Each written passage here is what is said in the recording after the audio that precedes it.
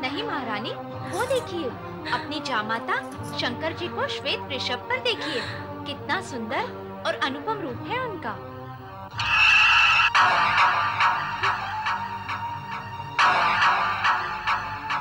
अरे, कहाँ है वर राजा? कोई सुंदर है ही नहीं, सब कुरूप ही कुरूप है, सब कुरूप ही कुरूप है। भूत, भूत, भूत, भूत।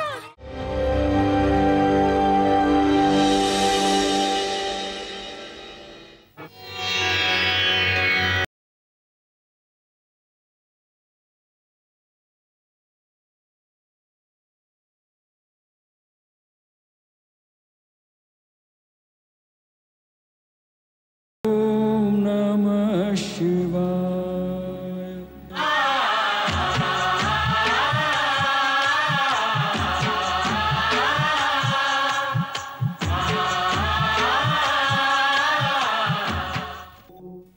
मैं ओंकार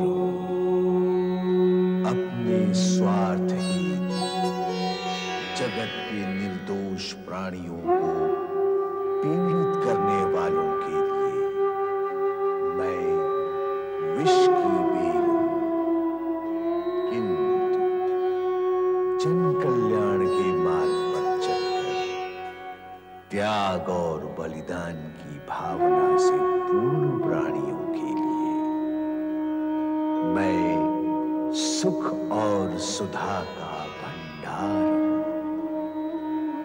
मैं ओंकार हूं। नारद तारकासुर को सावधान करते हुए उत्तेजित भी करते हैं। उधर हिमालय भवन में हिमालय राज पुत्र मैनाक और महामंत्री को विवाह पूर्व की व्यवस्था के लिए निर्देश देते हैं, किंतु मैना रानी को उदास देखकर उसे समझाने का प्रयत्न करते हैं। नारद जब स्वर्गलोक पहुंचकर मार्गशीर्ष शुक्ल त्रयोदशी के दिन शिव पार्वती विवाह की सूचना और निमंत्रण देते हैं, तो इंद्र तथा देवगण आनंद विभोर हो उठते हैं। शिव पार्वती विवाह का निमंत्रण देवर्षि नारद ने समस्त देवी देवताओं को पहुंचा दिया। प्रसन्न चित्तमन मां गंगा व यमुना हिमालय महल में प्रवेश करती है।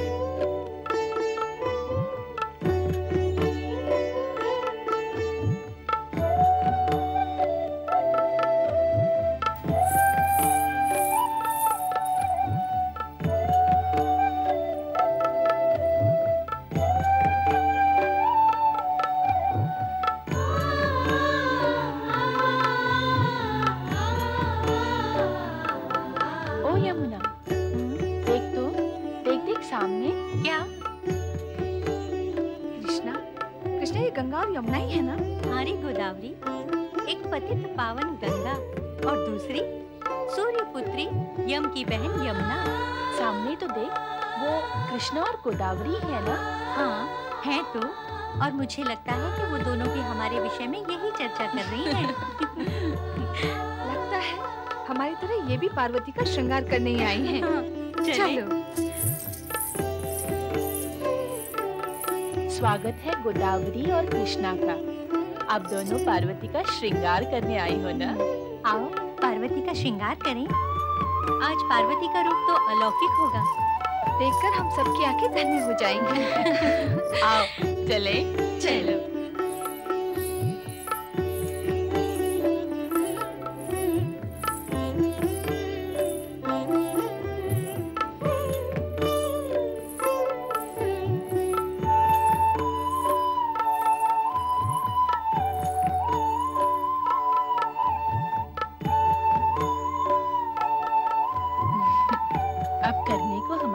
क्या शेष रह गया? सारा श्रृंगार तो अप्सराओं ने ही कर दिया है। जिसका श्रृंगार अप्सराओं ने किया हो, उसका रूप शब्दातीत वर्णनातीत तो होगा ही ना। ब्रह्मा जी और श्री हरि विष्णु जी से निवेदन करना होगा कि वो शिव जी के अगल बगल में खड़े रहे। पार्वती का ये रूप देखकर कहीं उन्हें चक्कर न आ जाए।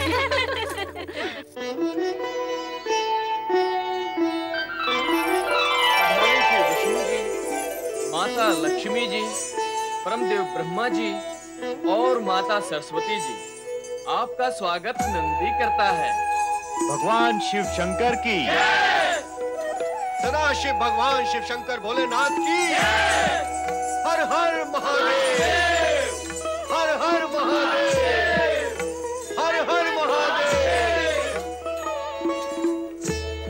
हम जिनकी जय बोल रहे हैं वे स्वयं कहाँ हैं?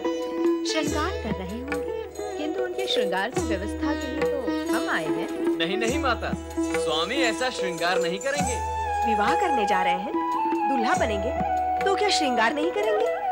श्रृंगार ऐसा और वैसा क्या होता है? श्रृंगार तो श्रृंगार होता है। विवाह करने वाले हर दूल्हे को करना पड़ता है। हाँ नंदी, देवी सरस्वती सत्य कह रही है। यह एक ही तो अवसर होता है दूल्हे के लिए श्रृंगार करने का। सो तो है भगवान, जो भी करना धरना है भगवान भोलेनाथ को ही करना है, किंतु उनको श्रृंगार स्वीकार नहीं। तो क्या वे बिना श्रृंगार के ही दूल्हा बनेंगे? ऐसा तो होता नहीं कि दूल्हा और श्रृंगार न करे। अवश्य करेंगे, पर अपने अनोखे ढंग से। किंतु कैसे? भभूत से। नारायण नारायण, आहा, भगवान भोलेनाथ की भभूतपूर्ण भव्य भंगिमा कैसी अद्भुत लग रही हो। आहा। नारद, कभी कभी शुभ कार्य भी कर लिया करो। प्रभु, आपका अभिप्राय क्या है? क्या मैं सदा ही अशुभ कार्य करता रहता हूँ? तर्क नहीं, कार्य करो। तुम्हें इसी समय हिमालय भवन जाकर बारात के स्वागत की व्यवस्था का कार्य करना है। जो आज्ञा प्रभु। सेवक तुरंत प्रस्थान करता है। नारायण नारायण। देखो कितना काम पड़ा है, जाओ शीघ्र जाओ।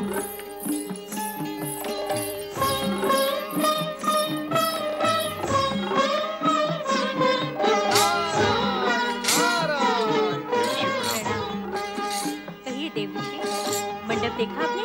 कैसा लगा? महारानी, यदि आप तीनों लोक में दुर्लभ सुंदर शिवजी के दर्शन करती तो मैं आपसे पूछता कि आपको दूल्हा कैसा लगा। आपके सुंदर मंडप में अति सुंदर दूल्हा जब सुंदर दुल्हन के साथ प्रवेश करेगा तो जगत की संपूर्ण सुंदरता वहीं थम कर रह जाएगी। अरे, आप तो सुंदरता के दर्शन करेंगे ही, परंतु मैं जो यहाँ करने आया हूँ उसका क्या होगा? नारायण नारायण। देवऋषि, क्या करने आए हैं आप? हिमालय राज, मैं तो यहाँ भगवान श्री हरि विष्णु की आज्ञा अनुसार बारात के स्वागत का प्रबंध देखने के लिए उपस्थित हुआ हूँ। मेरा संबंध तो दोनों पक्षों से है। वर पक्ष और वधु पक्ष दोनों ही मुझे अपना समझते हैं। और आप हैं भी तो दोनों के। देवऋषि, बारातियों के स्वागत की सर्वोत्तम व्यवस्था की गई है। अतिथियों के सुख सुविधा के लिए हर प्रकार का प्रबंध किया गया है। हमारे अतिथियों को तनिक भी कष्ट नहीं होगा। आप चाहें तो स्वयं निरीक्षण कर लें। हिमालय राज, आपने शब्दों का जो चित्र मुझे दिखाया है उसके पश्चात और मैं क्या देखूं? बारात तो अब तक प्रस्थान भी कर चुकी होगी।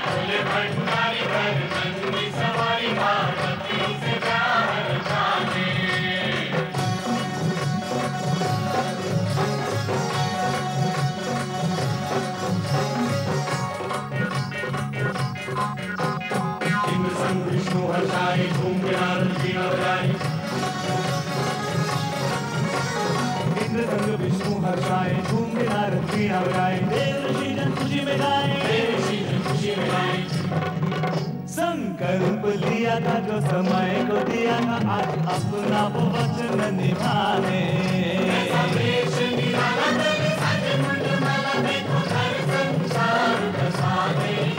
अपना संसार बसाने।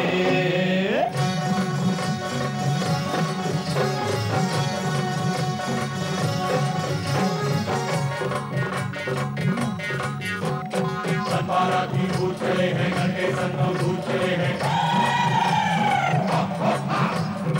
बाराती भूत चले हैं, घर के संग भूत चले हैं। हो गरियम भूत चले हैं, हो गरियम भूत चले हैं। तन भभूत रमाए, माथे तिलक सजाए, भय क्षय तो जगत से मिटाने। ऐसा देश निराला सज मुंड माला, देखो घर संसार बसाने। अपना संसार बसाने।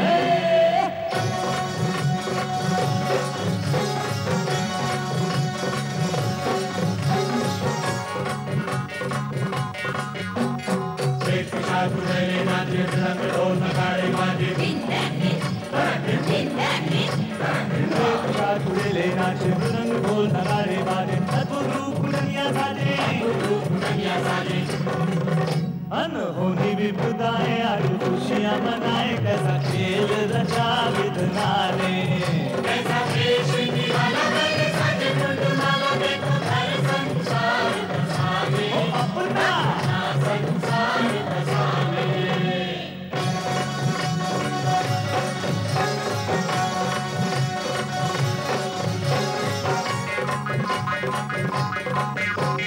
ब्रह्मा मंगलाचार सुनाए, पुष्प सभी के घर बरसाए।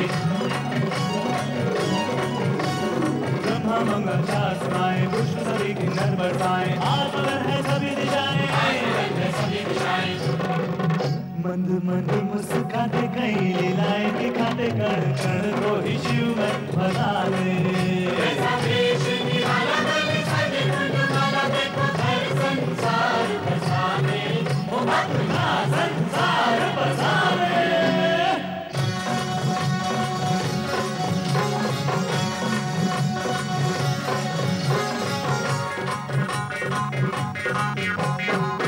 कन्यादान करेंगे, मैना जी के भाग्य लगेंगे।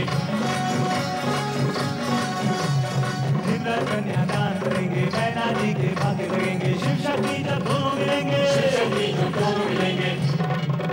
जग कल्याण होगा, देव सम्मान होगा, सच होंगे सब सपने सुहाने। देश निराला करे, सज मुंड माला, देखो घर संसार बसाने। अपना संसार बसाने।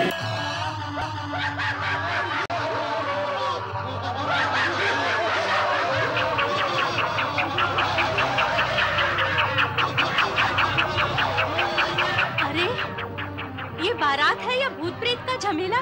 नहीं महारानी, वो देखिए, अपनी जामाता शंकर जी को श्वेत वृषभ पर देखिए। कितना सुंदर और अनुपम रूप है उनका।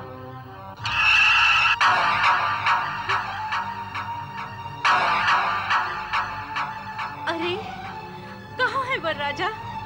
कोई सुंदर है ही नहीं। सब कुरूप ही कुरूप है, सब कुरूप ही कुरूप है।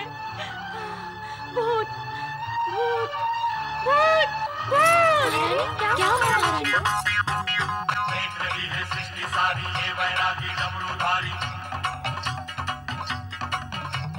देख रही है सृष्टि सारी, ये वैरागी डमरूधारी। कैसे बनते हैं संसारी, कैसे बनते हैं संसारी। हो योगी बाबा सन्यासी, देखे मर खटवासी, कैसा जीवन साथी चले अपनाने। ऐसा देश निराला करे, सज मुंड माला, देखो घर संसार बसाने। अपना संसार बसाने। पार्वती से प्यार रचाने, देखो घर संसार बसाने। अपना संसार बसाने।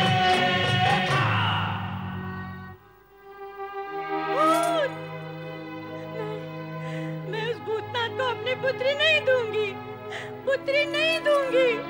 उस सागर को अपनी पुत्री नहीं दूंगी, उस भूतनाथ को अपनी पुत्री नहीं दूंगी, नहीं दूंगी। क्या हुआ? छल हुआ, कपट हुआ, ऋषि मुनियों ने मिलकर मुझे छला है। मुझे छला है, मुझे छला है। अब क्या हुआ महारानी? क्यों प्रलाप कर रही हो? प्रलाप नहीं करूं तो और क्या करूं? आप सबने मेरे साथ छल किया है, छल किया है। मुझे शिव का सुंदर रूप, सुंदर वर्णन सुनाकर सहमत कर लिया, पर मैंने देखा था उसका भयानक रूप। नहीं, नहीं, मैं अपनी फूल सी बच्ची उस भूतनाथ को नहीं दूंगी। मैं अपनी बच्ची उस भूतनाथ को नहीं दूंगी। नहीं दूंगी। महारानी, इस शुभ घड़ी में ऐसे अपशब्द क्यों कह रही हो? सब अशुभ है, सब अशुभ है। मैं उस भयानक भूतनाथ को अपनी पुत्री नहीं दूंगी, नहीं दूंगी, नहीं दूंगी। नारायण नारायण। व्यथा की कोई बात नहीं है महारानी मैना देवी, शांत हो जाइए, आप शांत हो जाइए। वैकुंठनाथ, मेरे मन में, मेरे जीवन में अशांति पैदा हो चुकी है। मैं कैसे शांत हो जाऊं? नारायण नारायण। मैना रानी, शुभ अवसर पर अशांति की चर्चा आपको शोभा नहीं देती। इसका कारण मैं नहीं हूँ देवऋषि। मुझे दिलाया गया विश्वास है जो अब असत्य हो चुका है। महारानी, कहीं कुछ भी असत्य नहीं है। तो फिर सत्य क्या है? अभी अभी मैंने जो शिव का रूप देखा है, क्या वो सत्य है? यदि वो सत्य है तो मुझे स्वीकार नहीं है। मुझे कहा गया था कि वो तीनों लोक से न्यारे हैं। छल किया गया है मेरे साथ। तुम्हारे साथ छल करने से किसका हित होगा मैना रानी? पार्वती, तुम यहाँ क्यों आई हो? ना आती तो क्या करती? तुम इतने ऊंचे स्वर ना निकालती तो मैं यहाँ क्यों आती? मुझे ऊंचे स्वर निकालने का कोई चाव नहीं है पार्वती, पर मैं देखती आंखों से तुझे अंधकार में नहीं जाने दूंगी। तुम्हारी आंखों ने जो देखा वो अंधकार नहीं, भ्रम है, भ्रम। एक बार द्वार पर चलकर देखो, भ्रम दूर हो जाएगा। पर ये भ्रम मुझे ही क्यों होता है? तुझे या किसी अन्य को क्यों नहीं होता? पार्वती अथवा अन्य किसी को कोई शंका नहीं है देवी, और तुम्हें शंका के अतिरिक्त कुछ नहीं दिखता। महारानी, अपनी पुत्री पार्वती की बात मानो और भगवान शिव को शंका रहित मन से देखो, तब सभी कुछ स्पष्ट, सुंदर और श्रेष्ठ दिखेगा। हाँ महारानी मैना, शंका का वर्ण काला होता है। यह मन की आंख पर चढ़ जाए तो सब कुछ काला और कुरूप दिखाई देता है। आपने क्या मेरे साथ कोई नया छल करने की योजना की है? मैना रानी, क्या मैं तुम्हारे साथ छल करूंगा? वैकुंठपति, आप पूजनीय हैं, आदरणीय हैं। मैं स्पष्ट कहने की दृष्टता की क्षमा चाहती हूँ, पर सत्य तो यही है कि देवताओं के हित के लिए अनेक बार आपने असुरों के साथ छल किया है। केवल असुरों के साथ? देव और मानव के हित में ऐसा तो मैं भविष्य में भी करता रहूंगा, परंतु तुम्हारा संबंध तो असुरों से नहीं है, इसलिए तुम्हारे विषय में हित की ही बात सोची जा सकती है। और तुम्हारा हित इसी में है कि तुम शिव शंकर के सत्य स्वरूप को जानो और मानो। श्री हरि विष्णु, मुझे अपनी नहीं, अपनी पुत्री पार्वती के हित की चिंता है।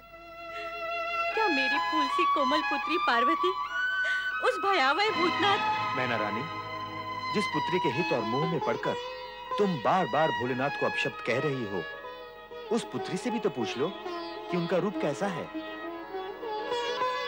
क्या हम सब पार्वती का हित सोच भी सकते हैं? यदि भोलेनाथ का रूप विकराल होता तो जगत की चिंता करने वाले श्री हरि विष्णु स्वयं इस विवाह से चिंतित होते। यदि अब भी तुम्हें विश्वास नहीं है तो अपनी पुत्री पार्वती से सत्य जान लो। क्या वह भी तुम्हारे साथ छल करेगी? कभी नहीं। तो फिर पुत्री की बात मानकर द्वार पर चलकर एक बार वर राजा को देख लो। हाँ, एक बार जाके देख लो माँ। देखा तो था। वह जो देखा था अहंकारी मन और शंका की दृष्टि से देखा था। अब अपनी पुत्री के पति, अपनी जामाता और वर राजा के मंगल रूप को देखकर तुम्हें सब कुछ सत्य और सुंदर दिखाई देगा। हाँ मैना रानी, यदि मन और दृष्टि में सुंदरता हो तो सब कुछ सुंदर दिखाई देता है। मैना रानी, जामाता की अगवानी के लिए तुम्हें शीघ्र ही द्वार पर पहुंचना चाहिए, क्योंकि जामाता की अगवानी व स्वागत स्वयं वधू की माता ही करती है। अब आप विलंब न करें।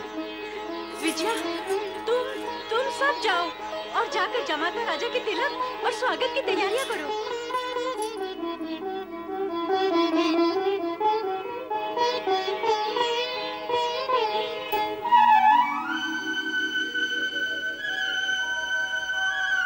चराचरपति कैलाशनाथ भगवान शिव शंकर का मैनाक स्वागत करता है। प्रभु, मेरा प्रणाम स्वीकार करें।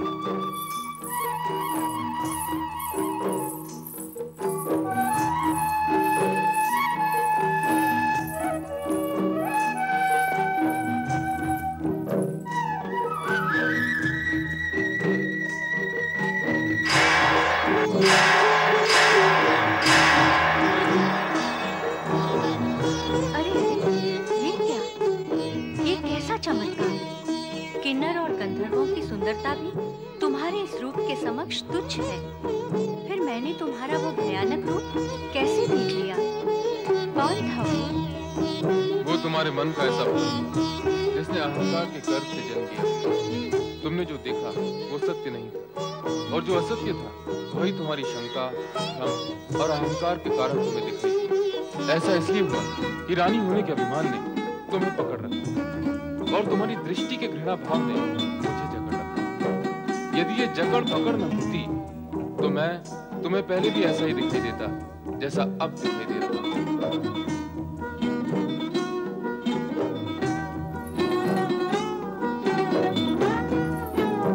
अर्थात मेरा ही दोष था।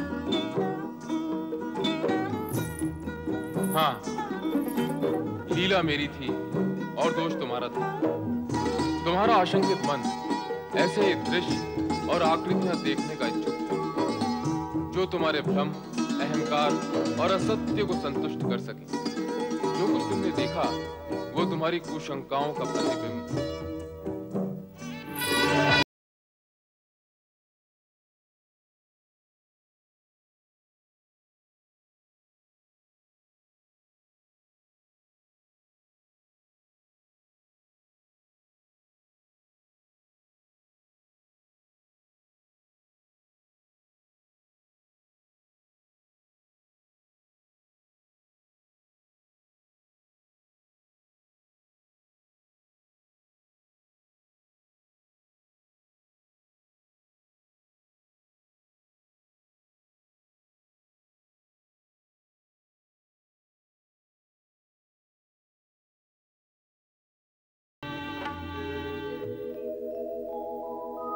मेरा दैवयुता सुधा मधुमयी सच्शांतिदा मातृका तद्वद्दैवयुतो हिमाचलयति साक्षात् स्फटिकापिता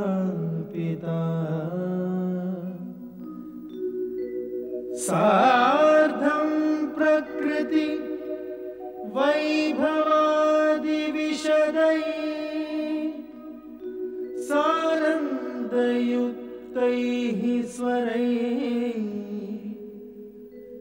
कथ्यन्ते शिव पार्वती सुखकर भूयात् सदा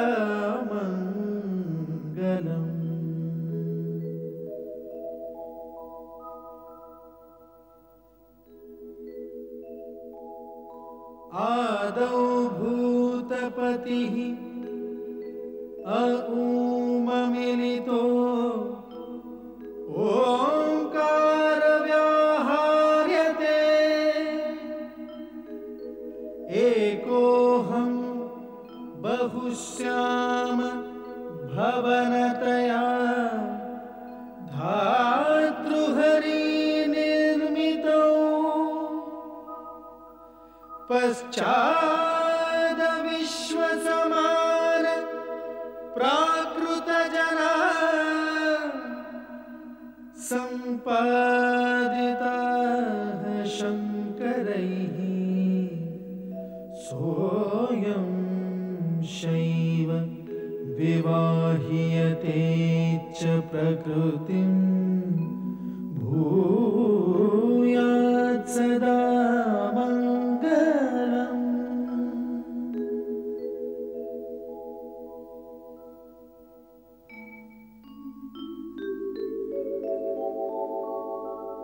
शान्तं पद्मासनस्थं शशिधरमुकुटं पञ्चवक्त्रं त्रिनेत्रं शूलं वज्रं कृपाणं त्रिशूलमपि युतं दक्षिणागे वहन्तम् नागं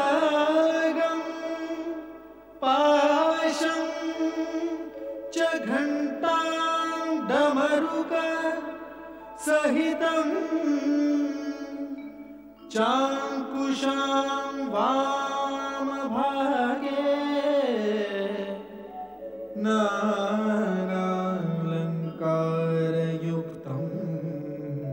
स्फटिकमणिनिभं पार्वतीशं नमामि।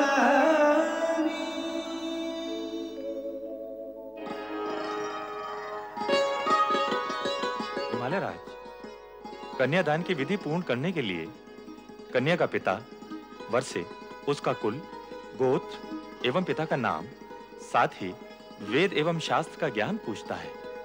अतः आप वर से इस विषय में पूछें।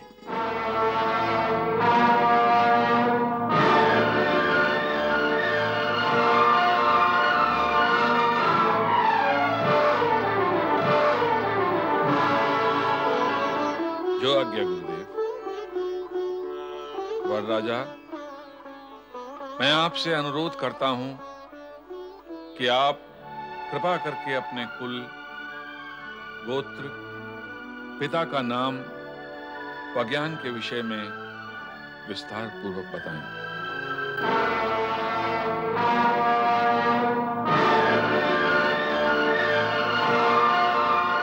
हिमालय राज, ये आप कैसा विचित्र प्रश्न पूछ रहे हैं?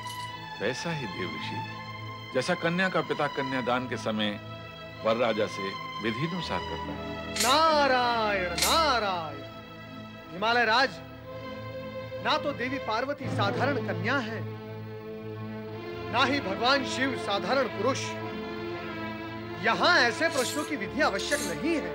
पर देव ऋषि, कार्य तो विधि के अनुसार ही होगा। ऋषिवर, संपूर्ण कार्य विधि के अनुसार ही हो रहा है। विधि का पालन सुविधा और स्थिरता उत्पन्न करने के लिए किया जाता है, परंतु यदि विधि असुविधा और अस्थिरता उत्पन्न करती है तो प्रसंग और अवसर का विचार करते हुए उसे एक ओर किया जा सकता है। देवर्षि, आप विधि से परे क्यों जाना चाहते हैं? मेरा वर से कुल, गोत्र एवं पिता का नाम पूछने में आपको आपत्ति क्या है? नारायण नारायण। ऋषिवर, आप इनके पिता का नाम पूछना चाहते हैं जो संपूर्ण जगत के पिता हैं, जिनके होने से पूर्व किसी का होना संभव नहीं हुआ और जिनके होते हुए सब कुछ शेष रह जाएगा। उनके पिता का नाम पूछना चाहते हैं आप? तो सुनो, उनके पिता का नाम परमपिता ब्रह्मा जी भी नहीं बता सकते। मुझे क्षमा करें परमपिता, परंतु क्या आप शिव जी के पिता के विषय में कुछ बता सकते हैं?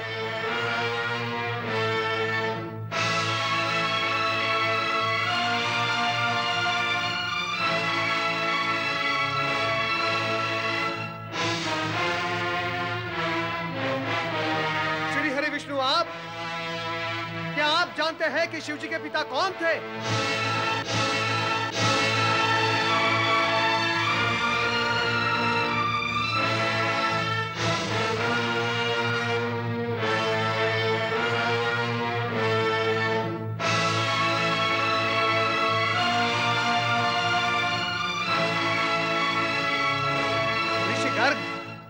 गणना का आरंभ तो एक से होता है, एक के पश्चात दो और दो के पश्चात तीन, परंतु आप मुझे यह बताएं कि गणना में एक से पूर्व क्या है?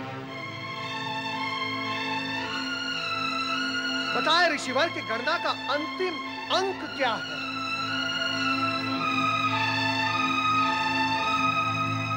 परम सत्ता यदि अपने सगुण रूप में प्रकट हुई है, उसका अर्थ यह नहीं कि वो अपनी निर्गुणता खो बैठी है। ऋषिवर, महेश्वर सभी कुल गोत्र से परे परात पर ब्रह्म है। ये गोत्रहीन होकर भी सर्वश्रेष्ठ गोत्रवान है, ये कुलहीन होकर भी परम कुलीन है, तथा सर्वथा निर्गुण होकर भी सगुणवान है।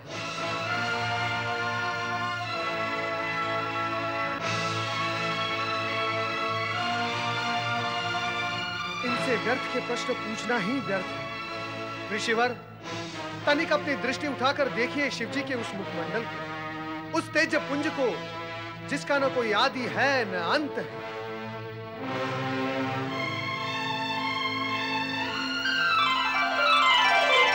वो सार्वभौम है, सर्वश्रेष्ठ, परम सत्य, परम ब्रह्म, परम पिता परमेश्वर का भी भला कोई पिता हो सकता है?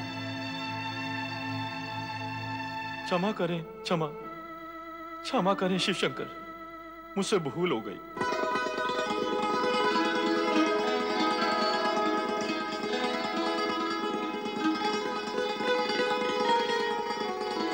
परमपिता ब्रह्मदेव, श्री हरि विष्णु, मैं रीत, विधि एवं औपचारिकता में ये विराट सत्य भूल ही गया था। ऋषिवर, मेरा विचार है आगे की विधि अब आप पूर्ण करें, अधिक विलंब उचित नहीं। अवश्य अवश्य, आरंभ करें। नमः